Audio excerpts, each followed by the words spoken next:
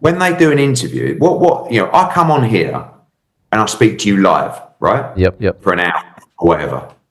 Have I ever contacted you and gone, all right, you can only ask certain questions. You have to send it through to me. Eddie Hearn cooks Dana White, and the beef is on. What up, Fight World? It's your boy Ego, and I'm back with some more boxing. Listen, this thing is starting to heat up, people. Dana White, I don't know what's going on with Cut, but he continues to do it. Now you got a full-fledged promoter beef, right? And mind you, Turkey Al-Sheikh came into the game of boxing talking about some different things than what is occurring now. And I want the record to show that. He said he was going to be the bridge that the different promoters can walk through and walk over to unite and unify. Complete opposite of what is happening. You got Oscar beefing with Eddie Hearn.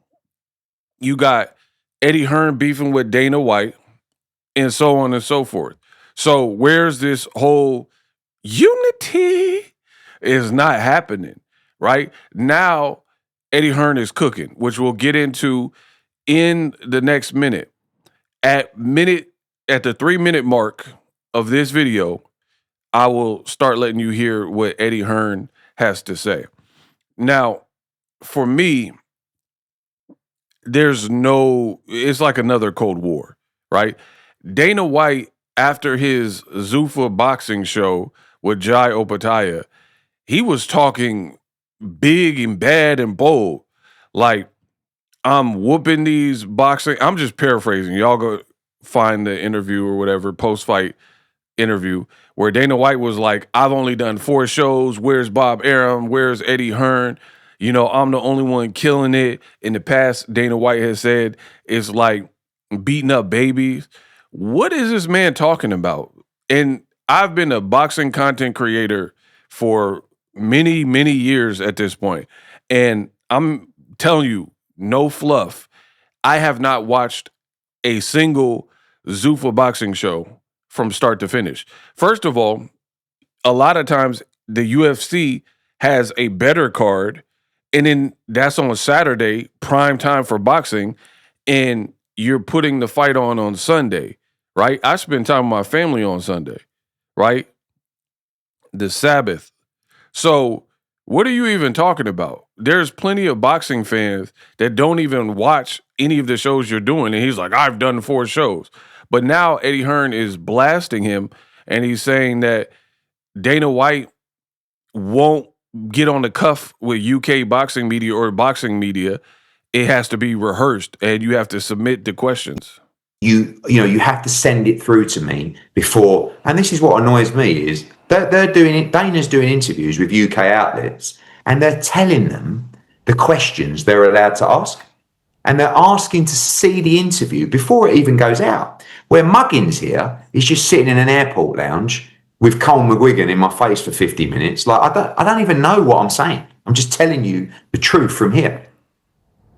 So it's like I'm listening to these guys asking questions, and it's like no one's pushing him. No one's really actually asking him any serious questions. So like, what about this question? What's next for Jai Opataya? Give me 5 opponents he could fight. So, bro, Zuffa boxing so far has been trash. Let me tell you.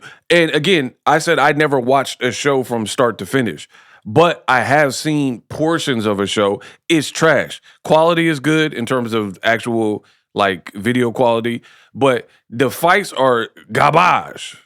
I don't want to sound mad. I feel marvelous. D-Block. Bro, the fights are trash. Jai Opataya versus Brandon Glanton or whatever. Nobody asked for that.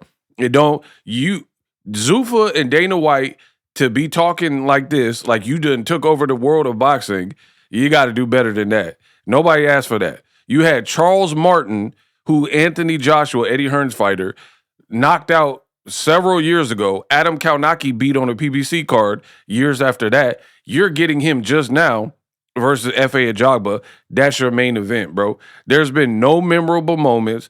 Max Kellerman is the ultimate shill, so he's insufferable to even listen to. The fights are trash and non-competitive.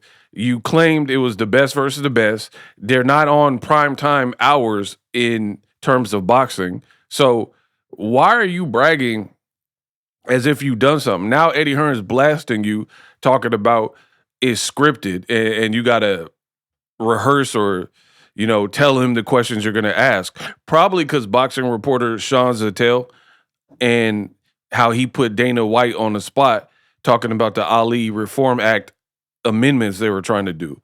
And Dana White was like, oh, this guy's trying to showboat. Ah, call me at my office if you really want to have a conversation. Ah. Like, bro, you are not prepared to answer these questions, dead homies. And people are now starting to see it, and they're drilling. Like, I don't know about the one-on-one interviews, but at the post-fight press conference, there have been a couple questions. Dana White won't even answer them, right? They're like, oh, what about all these UFC fighters who are angry with the pay? And I'll probably include that in this video, but he skirted around the question. Dana White did, right? Dana's been asked a couple of times about you, but I thought yesterday's comments were the most telling and dismissive of you. I want to play you the clip and get your response to one part of what he had to say. Here you go. Curious what your thoughts are about Eddie Hearn getting into managing and going after Tom Aspinall, and does that make relationships difficult? It's like a rival promoter plus a manager. Is he a rival promoter? He's another. I haven't promoter. seen a fucking rival anything from Eddie Hearn or any of these other guys. He's a manager now. Who gives a shit? Basically can't keep my name out of his mouth. I mean, I'll be honest. Boxing's not for him, right? It's the worst business in the world. And I didn't expect him to implode this early. And I almost sit there. I mean, that was one clip, but there's been 4 or 5 clips that he literally hasn't stopped talking about me. I mean, he's called me a pussy 5 or 6 times. He's called me out for a fight, right? And then he says that I'm not competition. I'll be honest with you. I agree with him. Because in boxing right now, as I've said before, he cannot lace my boots. He's sitting there and spinning a narrative like he's created these unbelievable blockbuster shows in stadiums. Eddie Hearn really starts cooking him right here. And pay attention. Pay attention. He ain't out the garage yet.